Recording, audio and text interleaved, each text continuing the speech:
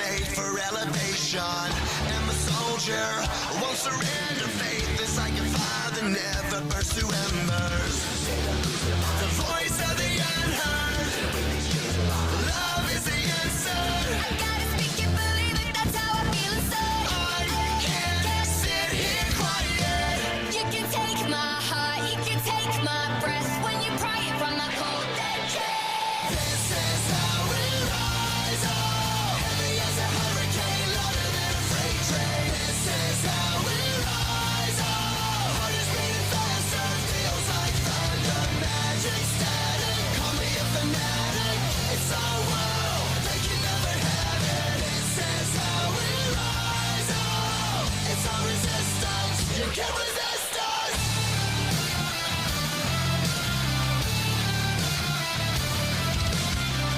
Can you hear me? Are you listening? Sleeping in the shadows could be making history. Through the fire, on the water, used to be a slave, but now you are a conqueror. They can take my heart, they can take my breath. When they pry it from my cold dead chest. This is how we rise up. Heavy as a hurricane, louder than a freight train. This is how we rise up. Heart is beating faster, feels like thunder. Magic static, call me a fanatic. It's our world, they can never have it. This is how we rise up. It's our resistance, you can't resist us. We're rising up, rising up, we're rising up, rising up, we're rising up. This is how we rise up. It's our resistance, you can't resist us. This is how we rise up. Heavy as a hurricane, louder than a freight train. This is how we rise up. Heart is beating faster, feels like thunder. Magic static, call me a fanatic. It's our world, they can never have it. This is how we rise up. It's our resistance, you can't resist us.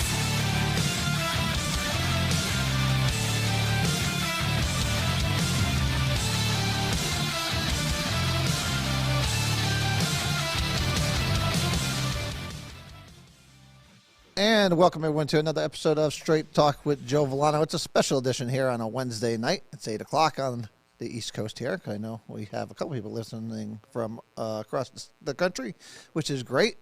But we're here for a special edition because it is only 6 days left to Election Day, which feels like it just flew by. And campaigns are in full swing. No matter what state, no matter which city you're in, I mean, a lot's at stake here, especially here in the city of Meriden, where we have a great competition going here between Democrats and Republicans. And really, it's about two different visions of the city of Meriden. One is the Democrats, the old way of, pay and play and corruption. And I'll say it because I think there's plenty of it. Look at downtown as a prime example of it. Promised all this, and next thing you know, there's still nothing there 40 years later. And you have, you have certain individuals who had certain connections with certain developers that got things done and then took off. So anyone who thinks that nothing did go happen down there is living in fantasy world. But I was looking at the endorsements today for the city council and for mayor from the Record Journal, and I thought they were quite interesting because.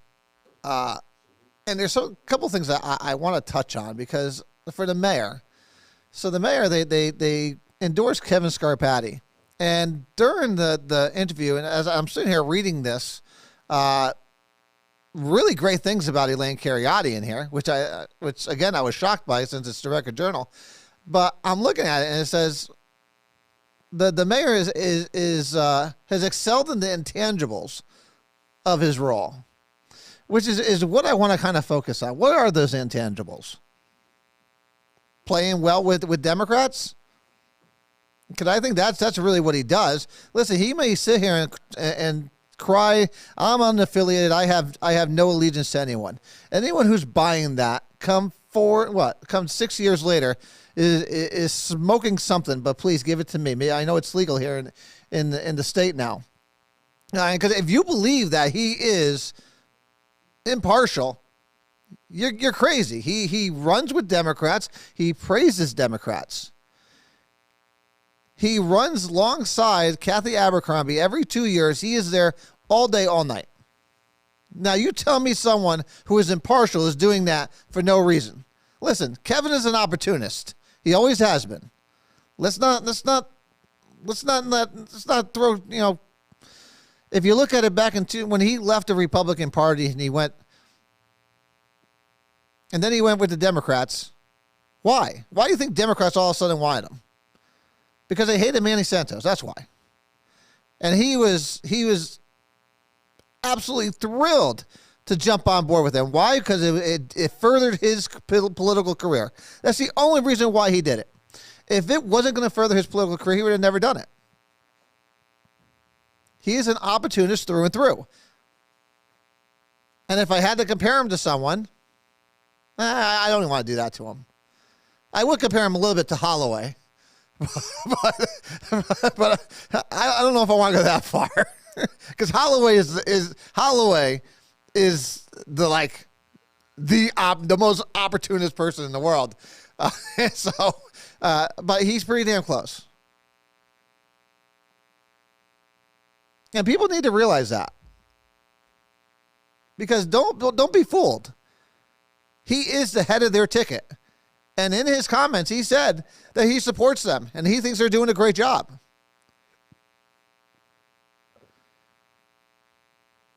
Look at what's going on in the city. You could sit there and again, I'm reading the letters to the editor, and I'm looking at all these high-profile Democrats writing in letters, and we're going to get into some of them because some of them were actually quite revealing. The thing about Democrats is that they don't think that people, one, will analyze what they say and really, put out there what they truly mean. Bruce Fontenelle was a prime example of that. We talked about it last week. He gave the game plan and the agenda for what they were going to do with the police department. Because he got up there and said, "Oh, well, look, we support the police. We passed their budget. We passed their contract." And then we're going to screw them right after the election. Ladies and gentlemen, this election has a lot of consequences to it. And that's something you really need to be aware of. Because we could lose a lot if we don't do it. If we don't come through here. We have 6 days left before we figure out which direction this city is going to go in. Are we going to protect our police department? Or are we not going to protect our police department? Are we going to support our neighborhoods or are we not going to support our neighborhoods? Are we going to sit there and get a bunch of fake promises and empty promises from the Democrats again about what they're going to do for downtown? How many times are you going to be fooled before you sit there and get smacked in the head and say, "Hey, you know what? Maybe it's time for a change." That's right. Perfect. That's great. Yeah, their contract expired in July. But see, the only reason why they passed that budget, that contract, is because they have a lot of pressure. They have a lot of pressure on them that the people believe that they are anti-police, which they are. They are. And they're trying to fix that image of themselves. Look at Kevin Scarpati. He normally gets the police union endorsement. He didn't get it this year. He didn't get it at all. And I know he's pissed about it. He didn't get it because he aligns himself with people who are actively trying to handcuff them. If anyone thinks, again, here's one thing you need to know about liberals. Liberals are never satisfied. We talk about it all the time. It's all about control. If anyone thinks that you're going to spend $6,500 on a CRB, you are on crack. They are going to model this over to the New Haven model, and then they're going to take it eventually to the Hartford model. And let me explain that. They're going to make sure that it's just a review. But something's going to happen, or they're going to get a thorn up their ass, and they're going to be like, oh, well, do you know what? We don't have any teeth, so we can't do this. Or we don't have the power to do this. We can't do that. And then they're going to want to bring it to an investigative. And that's what Hartford has. And that's the kind of CRB Hartford has. And look what's happening in Hartford with their police department. We're getting them here to Meriden. Because they're jumping ship over there. See, the problem is, and one of the counselors, one of the former counselors put it in their letter to the editor today, is that we need to vote for Democrats because real leadership. They don't mind putting in the long hours and the hard work. I mean, I don't know what world she's living in. Because every time I look at the city council and the Democrats, they're trying to pass the buck on to somebody else. CRB is a prime example of that. It's a prime example. There is nothing the CRB can do that the political safety committee, the public safety committee on the council cannot do. Plain and simple. We have, like some of you were mentioning here, we have a dispatch center that's grossly, dangerously understaffed. Why aren't they looking at that? They have weekly meetings. Wonderful. Weekly meetings. Again, why these dispatchers are on their 80th, 90th hour. And of course, Democrats on the other side want to turn around and say, well, we need to do something before something happens. Okay, what about when something happens at the dispatch center? No, that's not a problem. Don't look over there. Don't look over there. Nothing to see here. Everything's okay. The problem that we have here, ladies and gentlemen, is that people believe them. For some reason, people still believe what the Democrats are saying. And the problem, and the reason that is because they're not hearing any other side. For whatever reason, they're uninformed voters. And that is the most dangerous type of voter you can have. But that's why we are here.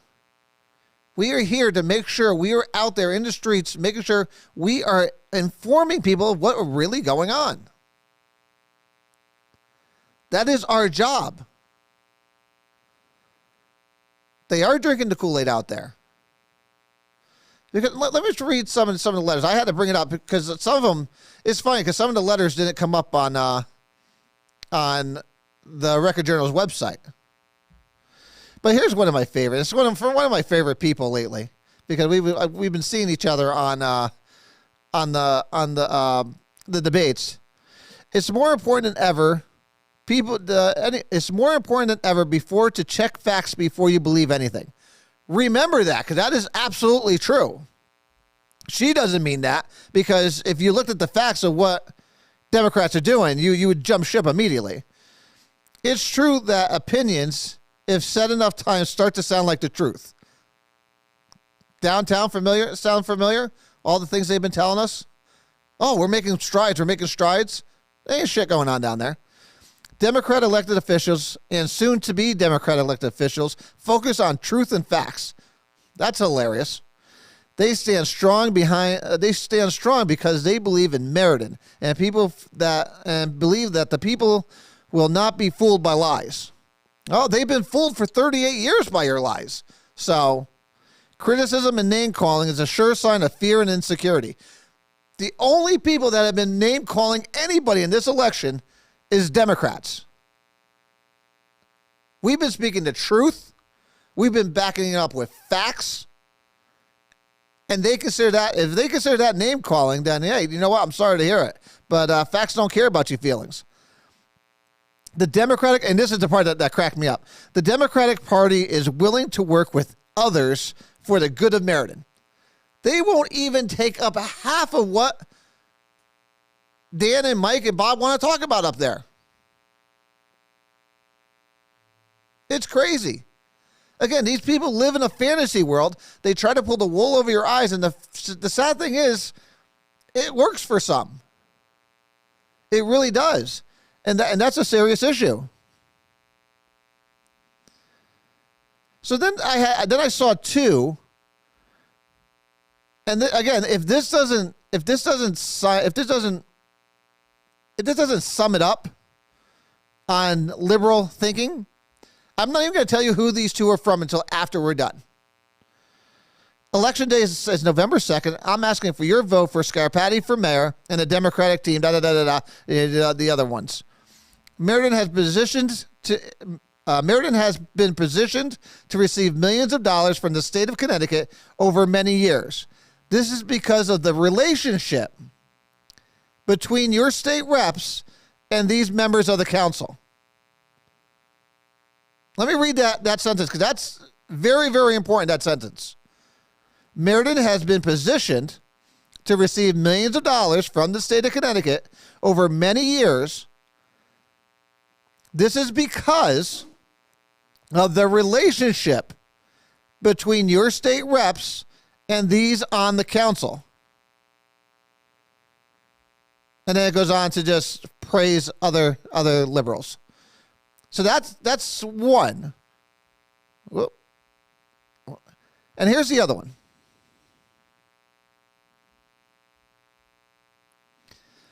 Elected officials are expected to bring home the bacon. Every day I'm searching for ways to make sure that Meriden receives every state dollar that is available to our city.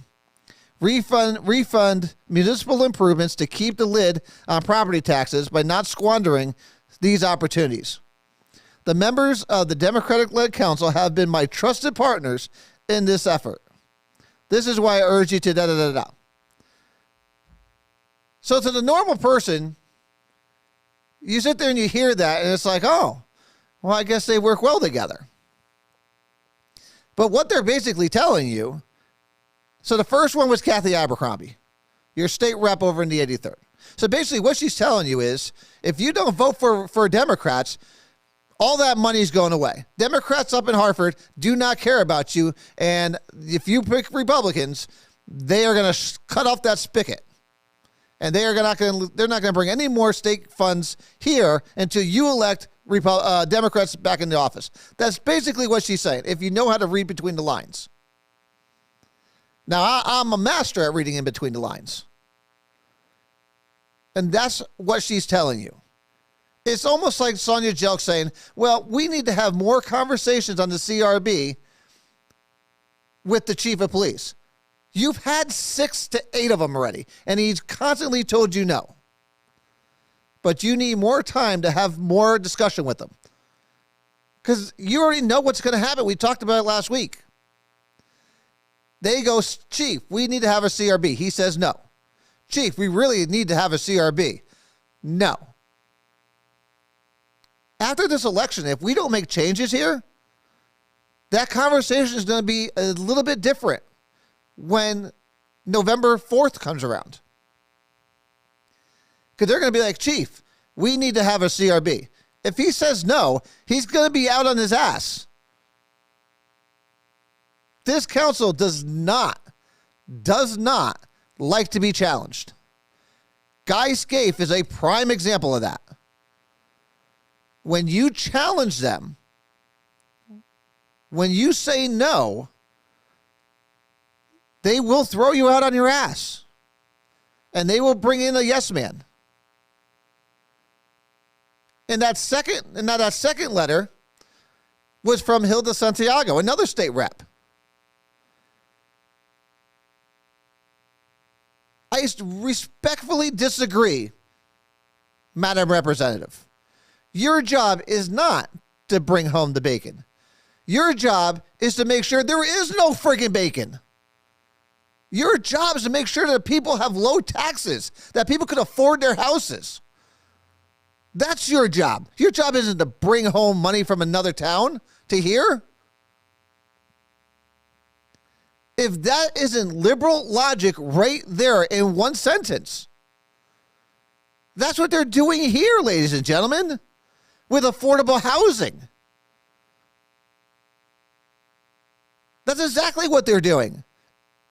Except they're taking your money. Instead of it coming from another town, it's coming from you so they can redistribute it somewhere else. Ladies and gentlemen, they are telling you, they are literally telling you who they are. Are you actually listening, though?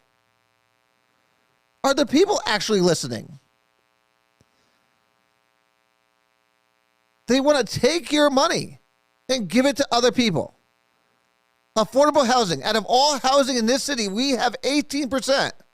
18% is made up of affordable housing, which brings in other needs for social things for like education, healthcare.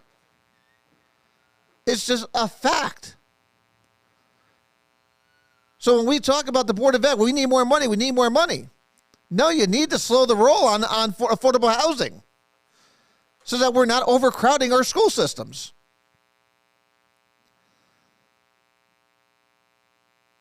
You need to be able to hear what they're saying and understand it. They're not hiding it from you. They really aren't. They're literally telling you. If that's the type of city you want to live in, fine, I get it. And then that's fine. Go vote that way. That's not the way to make a prosperous city. And like I said, downtown is a prime example of that.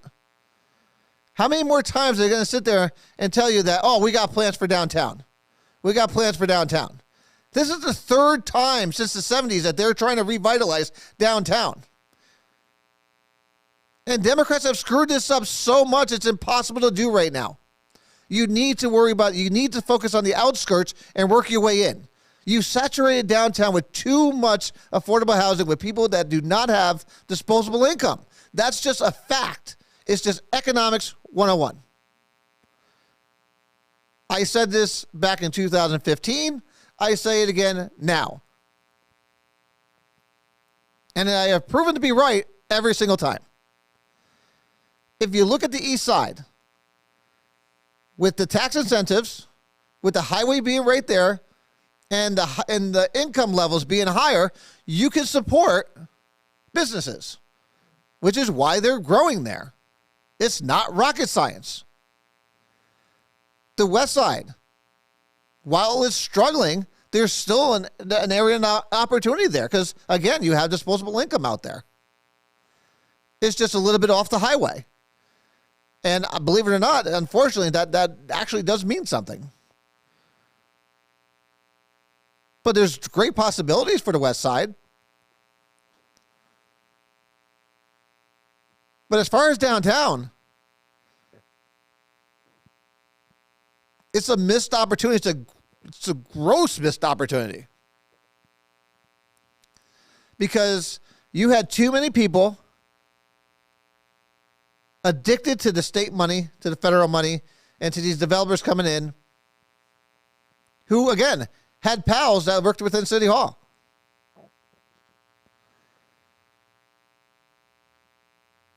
Look what we got. They got 20-year tax abatements. And you caught the bill. Every taxpayer caught the bill. You know, Democrats talk about they want to look at the facts. Look at the Maloney High School project. If you look at it pre-PLA, after post-PLA, $18 million in labor fees. That's why I always say, listen, we bought a Ferrari, we got a Pinto. It's a fact. It's just a true fact. But again, Kathy and them don't want to talk about that. They don't want to talk about that. They'll just sit there and say, oh, no, well, the budget never went up. Yeah, you're right. The quality went down. Which is probably why we have so many issues. Probably why we had HVAC there all the time. And remember, the Board of Ed doesn't pay for those buildings. The city does.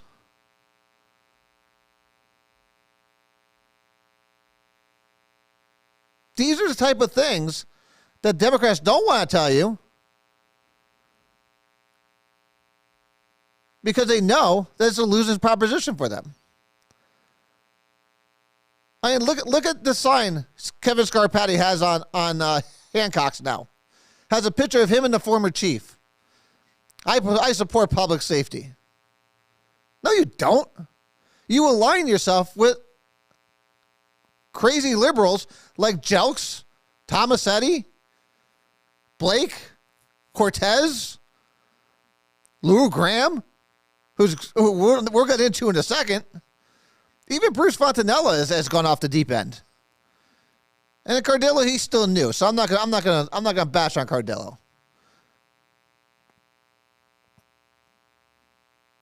But those are the people he aligned himself with. So when he sits there and says, when he comes in front of you and says, I'm unaffiliated, no, he's not. No, he's not. That's nonsense.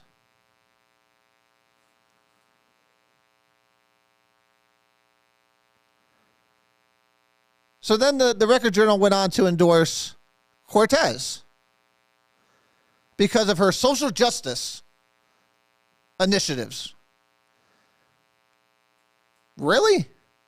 So that's what our city leaders are here for now? That's the main reason why we elect a city official, to make sure social justice things are taken care of? No. That's not why we bring in leaders. We bring in leaders to work together,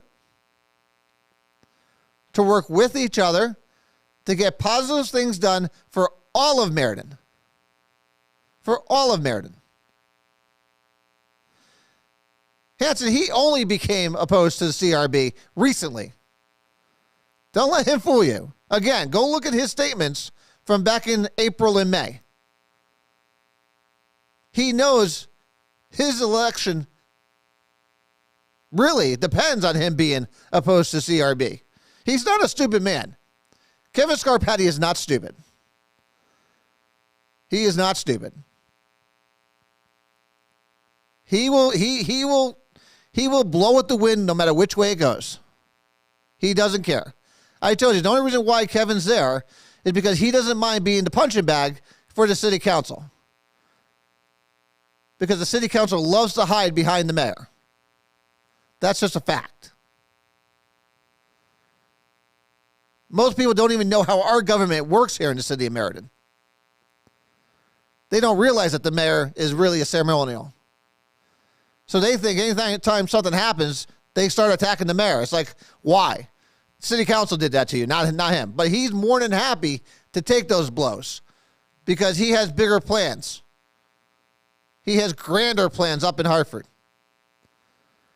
So he realizes he has to take the punches and support them until Kathy leaves in February. And if anyone doesn't think that Kevin Scarpati will be up in Hartford by mid next year, watch, mark my words. And then I'll come back here and I'll say, I told you so.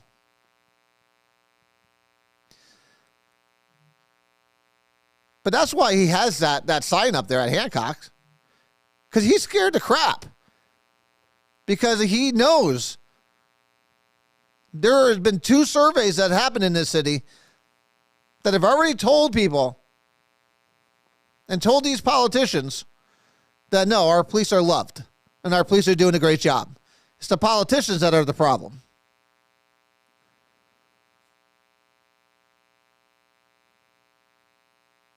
But you have an opportunity to fix that. You have an opportunity to fix that on November 2nd, next Tuesday, this Tuesday. You have an opportunity to put good leadership in place.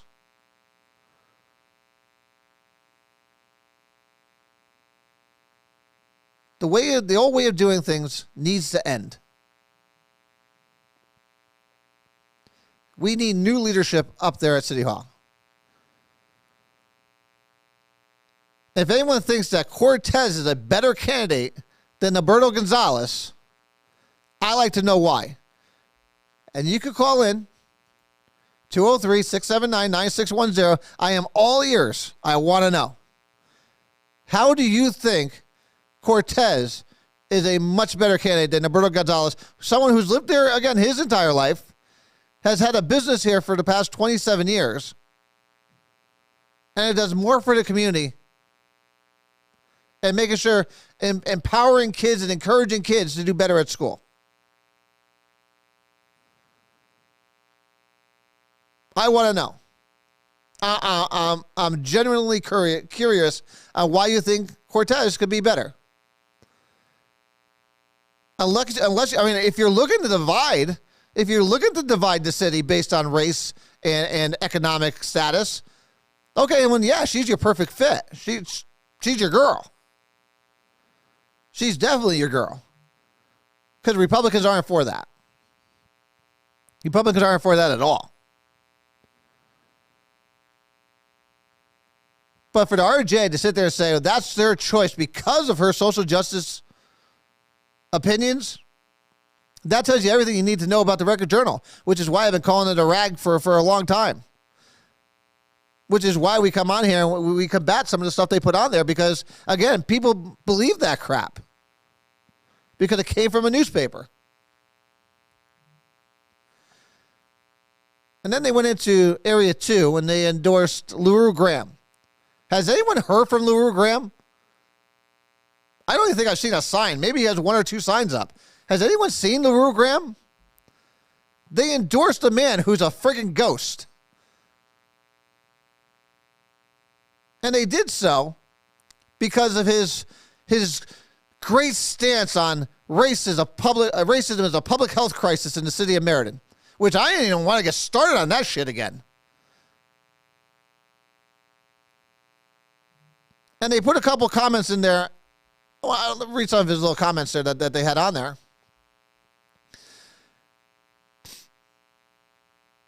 Did they skip over it? Look at that. I lost my place on there. So I love that. So they turn around and say, he brings money in to help kids. Yeah, he's the executive director of the Boys and Girls Club, first of all. And then he's on the same. You want to talk about ethics? We talked about ethics like 3 or 4 weeks ago. You want to talk about an ethics complaint? This man is a city council. He sits on the board that steers monies to certain to nonprofits that he sent into his own organization. If no one sees a conflict of interest there, I don't know what else you're looking for. But they had a couple quotes on LaRue Graham talking about his 53 years he's been worried about being black in Meriden. Did anyone forget he's been on the council for how many years and this never came up? His son is an intern at the police department, the same police department that he says he fears. And the cherry on top, he's chairman of the Public Safety Committee. I mean, come on. At some point, you got to call bullshit. At some point. All of a sudden now, after 53 years, now all of a sudden, you're worried or you find that we have issues? And if we did have issues in the past, whose fault is it? You've owned this city for 38 years. The more Democrats talk, the more they give you a reason not to vote for them. They really do. The more they talk, the more reasons they give you not to vote for them. In fact, there was a letter in the editor that was talking about, oh, well, we've lost manufacturing. We've lost this. We lost that. We lost this. But we need to elect the Democrats because they're going to fix it. They freaking ruined it for you. Who you think's run this city? It just so when I sit there and say I want, whatever fantasy world they're living in, whatever parallel universe they seem to be part of, and then they sit there and say, oh, we're negative for pointing it out. We're negative for pointing out what they're talking about. We're being negative for pointing out exactly what they're talking about because they're the ones doing it.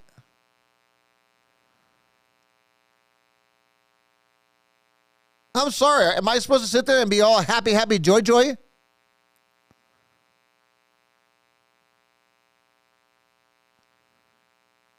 And then they endorsed the Dan Bernay for Area 3, which, again, he does. He works across the aisle. At least he attempts to.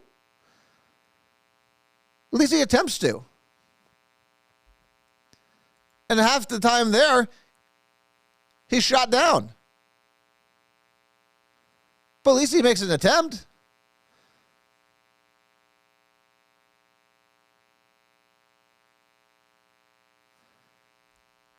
And then Bruce Fontanella. Listen, Bruce Fontanella, if you told me 4 years ago that this is where we would be with Bruce Fontanella, I would have told you you're crazy. I always saw Bruce Fontanella, again, was a very level-headed guy. I thought he was pretty much down the middle of the road. Again, he used to be a Republican back in the day. But I tell you what, that far left liberals on the council has really gotten their claws into Bruce. In fact, so much that I don't even know who Bruce is anymore. When he opens his mouth, I'm like, Bruce, what the hell happened to you?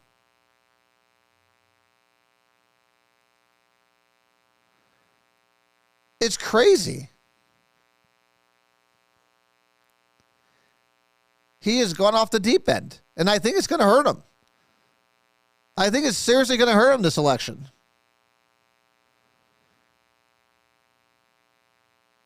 This election comes down to protecting our police department. That's basically what it comes down to. And you can see it all over. Whether it's Milley, who runs the Democrats. Oh, no, we're all for police supporting the police department. Or if it's Kathy Batista, or whether it's any other liberal, the high-ranking liberal, they're all talking about public safety. That's why they didn't have this CRB vote. If you believe in it so much, and you believe it's such a great program to have, why not just vote on it? You've been talking about it for 8 months now, if not more. You're right. Bruce supported the police because he approved the union contract. Absolutely. So therefore, Ray, you have nothing to complain about. That's their proof that they care about you. Because they signed your simple contract. But they won't vote on issues like this. Because that would take leadership. That would take guts. That would take courage. Those are qualities that Democrats do not have. They do not have them. What they do like to do is bully. It's funny that, a couple of them call me a bully all the time. When really they're the biggest bullies of all. They don't like me because I don't really care, and I smack them back. I don't mind. And it's easy to call someone a racist. I don't mind being called that either. Because you know what? The hard conversations have to be had. You have to have these conversations. Uncomfortable conversations are good for a democracy. Or else you get what the Democrats are trying to do. Democrats will slowly but surely divide us based on race, religion, economic standing, and they will always have someone else to play the victim. Democrats need the citizens to need them to right or wrong. Whether it's they can't find a job, it's the Republicans' fault. Whether it's, they don't feel that minorities are getting a certain thing, it has to be Republicans' fault. But yeah, Republicans, they sit there and say, offer no solutions. No, we do. They just don't get listened to by the liberals that need to listen to it.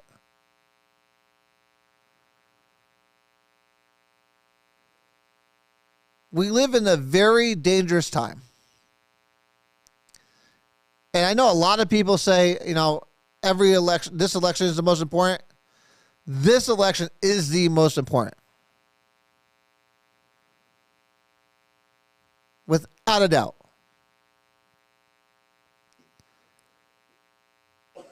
People need to understand what's at stake here. Elections have consequences. People are realizing that now on a national level. You cannot vote based on emotion. Liberals love to play on your heartstrings. They love to sit there and play with your emotions.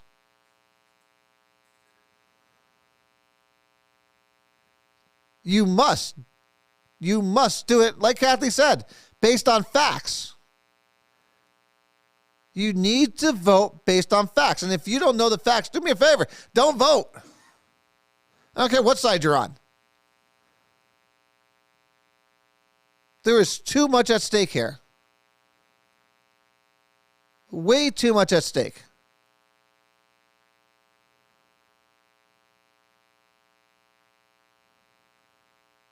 And each and every one of us have the opportunity to reach out to those who may not be informed enough before they vote.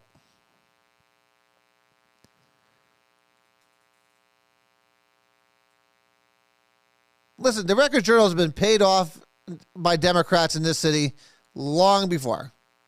It's one of those intangibles. It's that Kevin excels in. That's one of those intangibles, you know. And that's for all Democrats.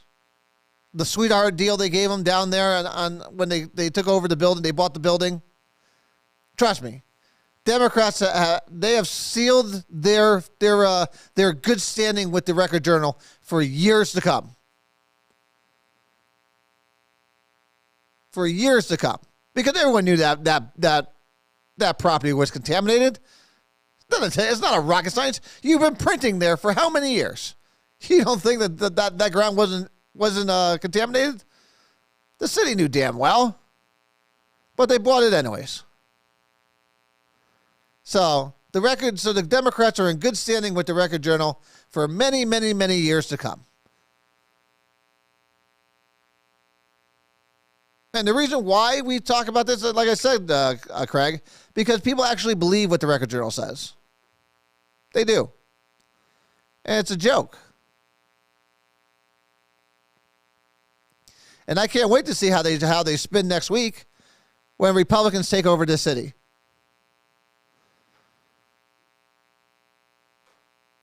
And each and every one of you have the opportunity to make sure that happens.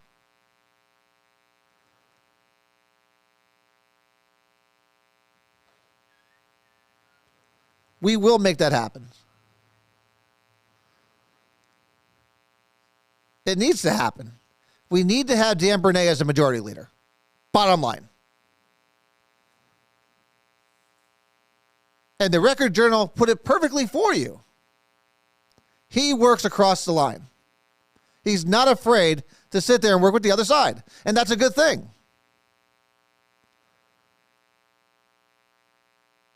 So when they endorsed Dan, they should have said, we endorse Dan for majority leader. Because that's what he would be good at. Not like it is now. But they don't care what Republicans say.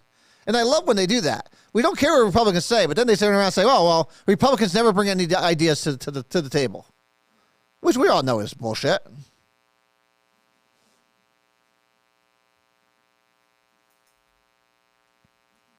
Listen, we're just, like I said, we're just a brief 6 days away. We're 6 days away from telling the people of this great city which direction they're heading in.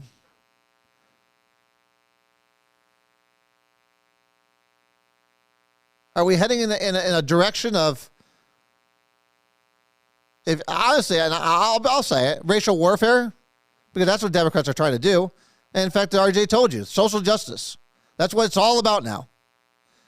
Tell me anything you've seen happen in this city that race has not been brought into it. Over the last, let's say, year, tell me one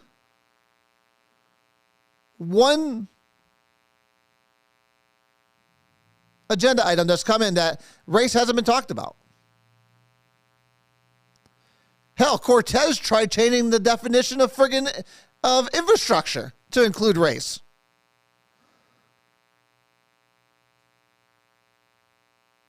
That's what we're dealing with. That's what we're dealing with here. If you want that, if that's how you want your city to run, where things get passed and not passed based on things like that, then I guess Democrats are your answer. If you want common sense and logical government, reasoned government, then you got to vote the Republican line. If you believe in protecting our public safety officials, you need to vote Republican.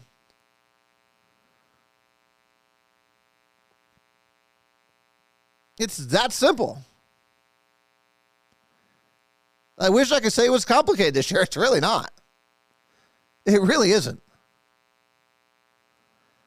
Those are your choices. Because let me give you a little indication of what will happen if Democrats keep not only just a majority, a supermajority. November 3rd will come around. And like I said, Democrats will be in their glory because they know they can do whatever they want. And their first item is a meeting with the police chief. That's their first agenda item. They will walk right into the police chief's office and say, you need a CRB. And he will say yes, or he will say no and be out on his ass. He will be guy scathed. And then what happens? 24 high-ranking officers will retire. The fire department will lose firemen to retirement. Because I just found this out, that on some of the things, they're on the same contract setup. And I didn't know that. And if you think that crime is bad now, where we have about a bank robber a month now, or like I said, you got people ripping ATMs out of stores on East Main Street.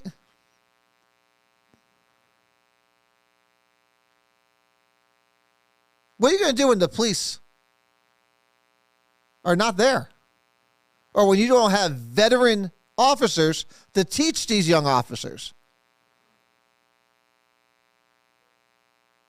That's probably the most important part. These young officers rely on these veterans.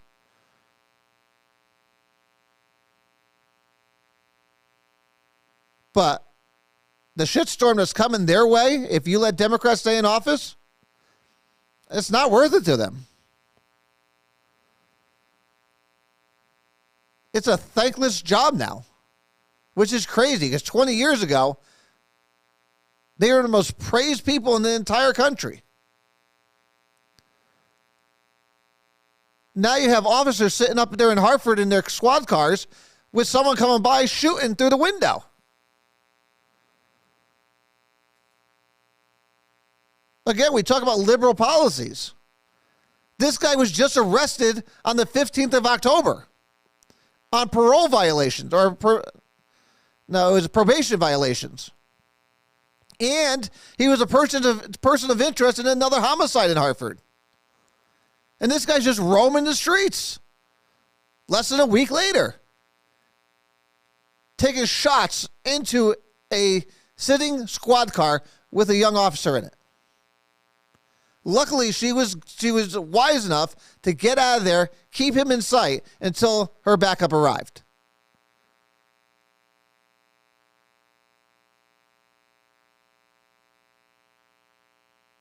These are the things we're dealing with. This is only going to get worse. It will only get worse. And if you think it's going to be isolated to New Haven and to Hartford, you are greatly mistaken. It will be making its way. When you handcuff the police department, what do you think is going to happen? And the people that can get out will get out. And it will be unfortunate for the people that can't get out.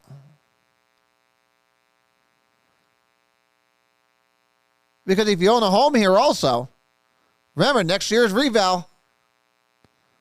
And your home revals are going to go up. And that's going to be a discussion altogether for next year. Revals are going to go up. Is your mill rate going to go down? Probably not. So you're going to be paying more taxes right off the bat. Don't let Democrats fool you with this whole bullshit. We haven't raised taxes in 3 years. Have you cut spending? No. Then how are you paying for it? Then how can you sit there and say taxes didn't go up if you didn't cut spending? So spending went up. You had to pay for it somehow. They're not going to tell you that they had COVID relief funds. They're not going to tell you the $3 million from Eversource. They're not going to tell you these things. It doesn't fit their narrative. They had nothing to do with keeping taxes flat.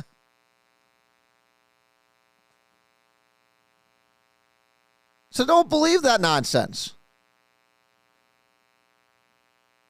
Like Kathy Batista said, know the facts. Because they're going to try to spin things every which way. Whether it's, oh, we've held the line on taxes. Oh, we do support our police department. Look, we passed our contract. We're letting our police chief do what he wants. He's doing a great job. Again, this is another guy who just 1 out of 3 Distinguished Chief Awards. He has engaged our state and federal partners to help get crime under control. But like I said, he will be Guy Scaife in a second. He will be Guy Scaife. Which just a fun fact. Just a fun fact on the whole Guy Scaife thing. So apparently we got 1,857 pages coming. 1,857 pages from the Guy Scaife report coming our way. Hell of a price too.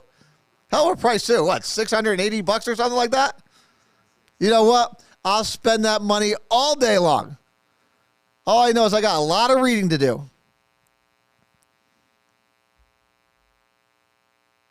We got a lot of reading to do. So we got a special guest that just walked in. So, and we got 10 minutes. We got even more. So there's some headphones on, and people will know you as soon as they. You could just, yeah, go ahead. Let's see.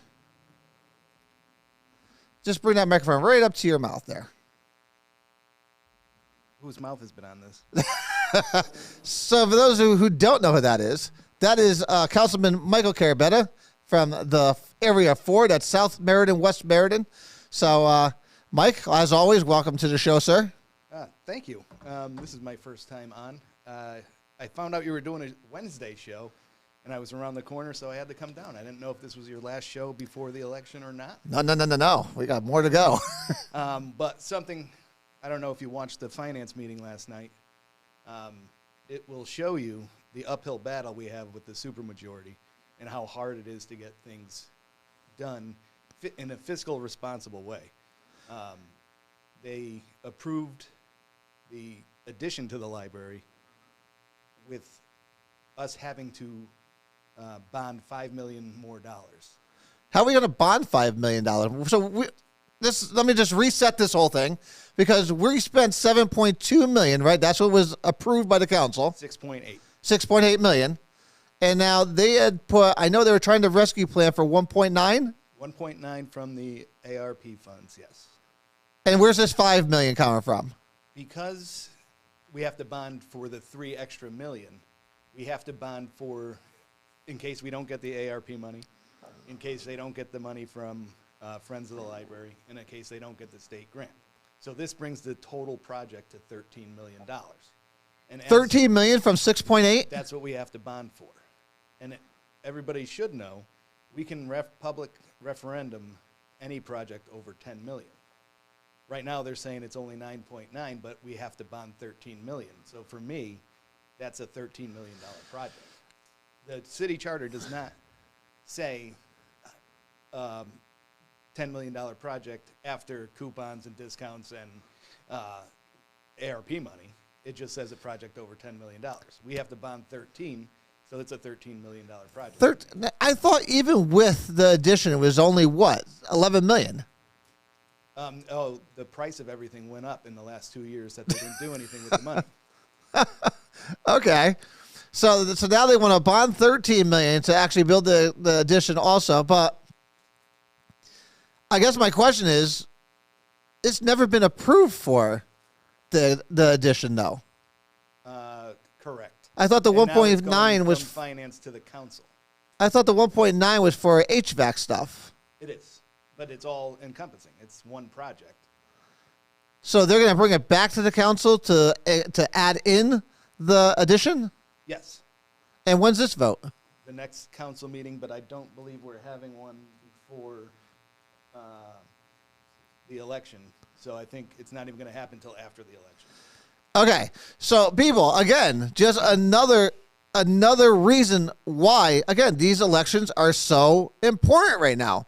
I mean, listen, If I can just interject, Go ahead. one of the points I wanted to make was you can plainly hear Sonia Jelks ask Tim Kuhn if they were below the amount of money for a public referendum. She wanted to make sure there was no voice from the people. so she wants to keep it under the 10 million so that we can't public referendum it? Yes, and she literally asked Tim that point, that we're under the 10 million for public referendum, right? That's what she said. Ladies and gentlemen, again, these are what liberals do. This is what they're all about. It's absolutely crazy. I mean, actually, for you to come out to ask that question. It's crazy. Crazy. And then we had to raise the CIP bonding for the year. So that was the very next agenda item. So now we're in a situation where we have to raise our self-imposed bond cap, which we just raised because we had so many projects to do, or the city has to take $5 million worth of projects that we already said we were going to fund this year and move it to the library. Unbelievable. Now, I would think that a logical person would think that our CIP projects would go down because most of those CIP projects would be funded by the American Rescue Plan, therefore saving us a shit ton of interest. Well, or we can get more projects done. Right. When we just haven't seen the applications yet or talked about that at the ARP. So you guys have, and for those who don't know, Mr. Carabetta is the co-chair or vice chair? Vice chair, yeah. Vice chair of the American Rescue Committee. Plan. Yeah, we meet every other Monday. So again, this is what they do. This is exactly what they do. They try to push things over, and then they don't want the public to have a say in it. And she plainly said to make sure that it's 9.96 and it's under the 10 million for public referendum. Correct. I was flabbergasted. But again, that's how they operate. I think the $8.1 million upgrade to a library will be a great library, public space, 21st century area. I don't know why they need this addition. The addition is just a building and a cafe. I don't get that. Councilor Rhodey made it seem like $3 million is nothing over 25 years, but it's The interest. $3 million interest, plus we're losing projects now. We can't fund projects that are a necessity. We said they're a necessity. We put them on the CIP, but now we're going to take them off for a want. And I don't understand this thinking where we're going to get what we want instead of what we actually need. Well, look at the $8.1 million they spent on that bridge that the architect said was Rhodey's bridge. It was something that Rhodey demanded that we have. It's like, you didn't need it. He wanted it. And again, they don't care because they love to sit there and say, well, it's $5 here. It's $5 here. It's $5 here. Yeah. It's like those $5 add up, people. They like to use the words, we're investing in our community. But I think $8.1 million on a library is investing in our community. Oh, absolutely. And it's going to be a beautiful library if we can keep it at that, just the base remodel, they like to call it. They don't want to say it's an $8 million. It's a total renovation. Right. I mean, it's literally gutting the place clean. They wordsmith everything. Oh, we have this little base remodel. We don't want to do that. We want to do this grand addition. And I was sitting there saying it before, and they don't even use half the library. Like I said, I during the city council meeting, I ran over, took some pictures, because if you look at the north side, the south side, where towards the city hall, they don't even use most of that space there. It's usually empty. I mean, the fact that you're gutting the thing out, putting a lot more digital stuff in, which is what the teenagers are going to use. This is going to be a great place for them. Tom Welch from the Library Building Committee said that over 700 people a day use that building. And I just can't believe that for a second. Here's the thing. And I questioned Joan Eggerly about this. And I said, all right, well, what are you using as a factor? And she's like, oh, well, the clickers on the door. I was like, wait a minute. So if you walk out the library to have a cigarette, walk back in, then it's a new person? Because I tell you what, I've seen many workers walk outside to have a cigarette, come back in through that freaking gate, and it clicks, so that's a person. Right. Or they're carrying a lot of stuff out, making a lot of trips, doing something. It's a lot of people. So it's not even an accurate representation of how many people are using it. You know how many people 700 people a day is? You would have to see it busy at some point, and I haven't seen it busy. No. And I was talking to Dan last night. When I was a kid, we didn't have the internet. That was the only place we could go to do our research and everything like that, the card catalog and Dewey Decimal System. And it wasn't really busy back then, and we had to use it. Yeah. How in the age of the internet is the library overly busy? Yeah. It doesn't make any sense. Not. Again, it's been my thorn in my side for years. I've always said the library is just one of those things that just, But the one thing I will say is they got their labor costs under control because a lot of them left, a lot of them retired, and the new ones that came in were not getting nearly what the older were getting. I mean, you had people that were making $110,000 a year to be a friggin' librarian. Right. It was just blowing my mind. The new director did do a good job in that regard. I will give him that. But now if they want to expand the library, that's more programs, that's more cost. The expansion to the library adds heating, cooling, electric bills forever. Absolutely. It's a budgetary item now forever. But see, they don't think about that. Again, especially with Rhodey, he thinks very short term. It's like, oh, well, we're going to build it, but what are you going to do later on? Oh, well, who's going to fix it? Who's going to maintain it? You know, you're going to heat this big, from the drawings they had, was a pretty high-ceilinged meeting room, almost like an auditorium. It's like, you know how much that costs to heat and to cool? Exactly. It's like, come on. Councilor Rhodey made another comment last night touting about how Cheshire's library is fantastic and Southington's library is fantastic. And I wanted to say, well, those are Republican-led towns that are fiscally responsible and don't have 18% low-income housing and don't have all the problems that we have reigning in our spending. Yeah, and they want more public housing. They got that survey going right now, the housing survey going. that is going to give them another thing to sit there and say, oh, no, we need more public housing here. I think we need to handle the amount of housing we have right now and make sure that we're fiscally responsible with it before we even talk about that again. Amen, but they don't know what that means on the other side. No, and again, there's supermajority. We have no skin in the game. All we can do is talk at the meetings, and hopefully somebody will listen to us on their side. It just hasn't happened yet. No, they make the decision in their caucus, and they don't even ask questions. Me and Dan ask questions. They don't even participate in the meeting. They just throw their vote the way they all vote. And it's amazing on how really they have a pretty tight control on their members over there. You don't see them, stray. No. And before I was on the council, when it was 7-5, there was more discussion at these city council meetings than Well, they were forced to. So that's the whole point right now with this election is we need help. We need to elect Republicans that can help us drive this forward. Well, like I said, I think the public is on our side this year. I'm hoping that the message is getting out there. We'll see what happens. I mean, we have, like I said, 6 days to go. It's just a matter, again, everyone out there, getting around between your circle of influence, getting the word out there on what the hell's going on. Mike just told you a prime example of another issue that you're going to have after this election is over. If you want to see your taxes go up because they want to pass, again, a want and not a need, and here you go. You're doubling what was originally discussed and passed in the city council. Right, and I was flabbergasted when they said we would have to cancel out CIP projects in order to fund this. It's just crazy to me. And what would some of those CIP ones that, like roads? I have no idea what they would pick. Kevin McNabola, the finance director, said it would be up to him and Tim Kuhn to cancel out projects, which would put $5 million worth of projects a year behind schedule, unless we raised our self-imposed bond cap, which we put in place to make sure that we didn't do this. Right. And now at the very first sign of going over the bond cap, they want to raise it.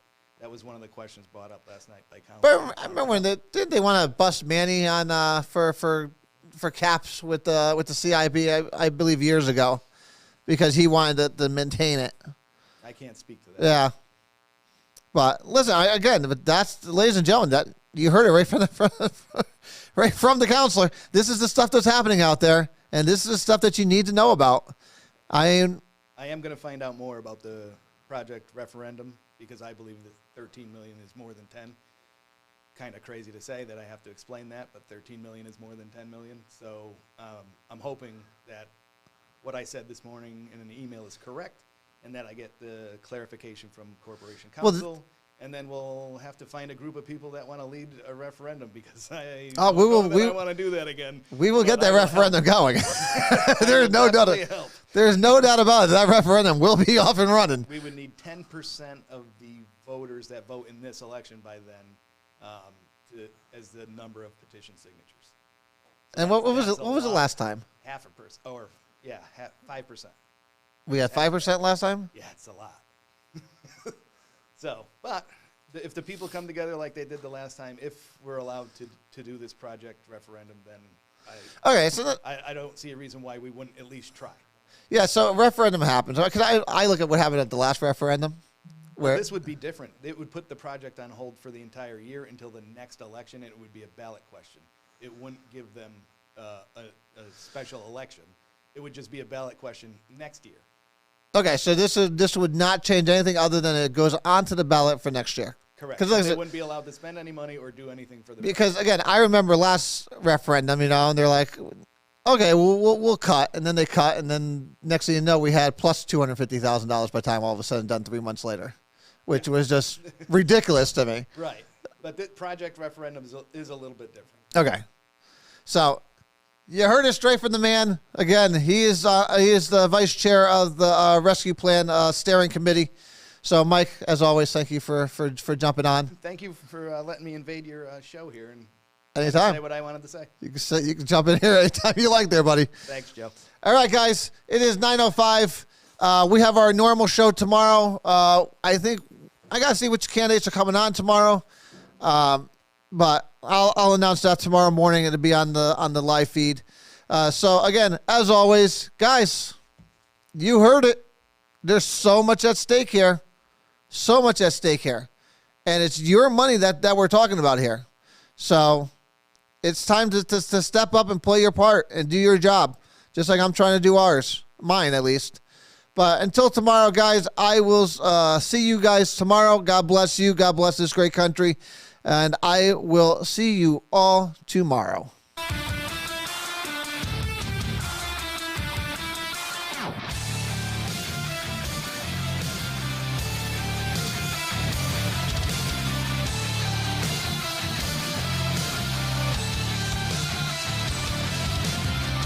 Emanation and a million faces formed together, made for elevation. I'm a soldier, won't surrender faith. It's like a fire that never burns to embers.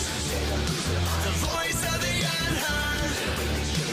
Love is the answer. I gotta speak it, believe it, that's how I feel inside. I can't sit here quiet. You can take my heart, you can take my breath when you pry it from the cold dead chest.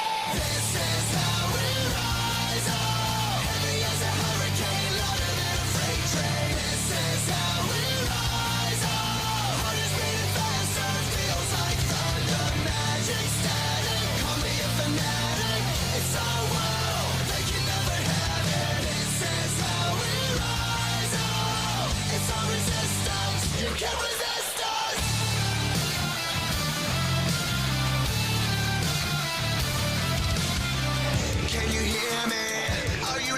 sleeping, and the shadows could be making history.